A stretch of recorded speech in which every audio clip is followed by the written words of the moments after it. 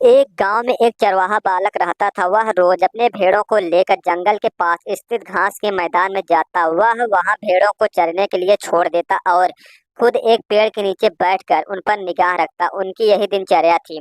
दिन भर पेड़ के नीचे बैठे बैठे उसका समय बड़ा मुश्किल से कटता था। उसे बोरियल महसूस होता था। वह सोचता कि काश मेरे जीवन में कुछ मजा और रोमांच आ जाए। एक दिन भेड़ को चराते हुए उसे मजाक सूझा और वह जोर जोर से चिल्लाने लगा, भेड़िया आया, भेड़िया आया। वहां से कुछ दूरी पर स्थित खेतों में कुछ किसान काम कर रहे थे।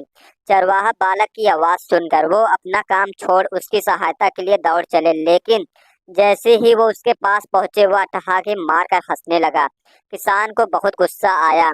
उसे डांटते हुए और चेतावनी दी कि आज के बाद ऐसा मजाक मत करना। फिर वे अपने अपने खेतों में लौट गए। चरवाहे बालक के गांव के किसान को भागते हुए अपने पास आता देखने में बड़ा मजा आया। उसके उनकी चेतावनी को गंभीरता में नहीं लिया। अगले दिन उसे फिर से मस्करी सूझी और वह फिर से चिल्लाने लगा, भेड़िया आया, भेड़िया आया। खेत में काम कर रहे किसान अनहोनी की आशंका में फिर से दौड़ते चले आए, जिन्हें देखकर चरवाहा बालक फिर से जोर जोर से हंसने लगा। किसानों ने उसे फिर से डांटा और चेतावनी दी, लेकिन उस पर इसका कोई असर नहीं हुआ। उसके बाद जब वह किसानों को इसी तरह भेड़िया आया कहकर बुलाता रहा, बालक के साथ कोई अनहोनी ना हो जाए, ये सोचकर किसान भी आते रहे, लेकिन वो उसकी इस हरकत से बहुत परेशान होने लगे थे। एक दिन चरवाहा बालक पेड़ की छाया में बैठकर बांसुरी बजा रहा था कि सच में वहां एक भेड़िया आ गया। वह सहायता के लिए चिल्लाने लगा, भेड़िया आया, भेड़िया आया। लेकिन उसकी शरारत से तंग हो चुके किसान ने सोचा कि आज भी ये बालक उन्हें परेशान करने का प्रयास कर रहा है, इसलिए वो उसकी सहायता करने नहीं आए।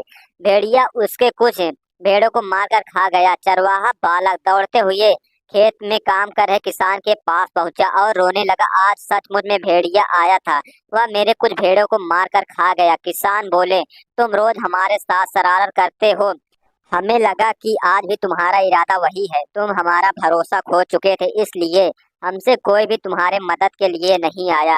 चरवाहे बालक को अपनी गलती का एहसास हुआ और उसने प्रण लिया कि वह फिर कभी झूठ नहीं बोलेगा और दूसरों को परेशान नहीं करेगा।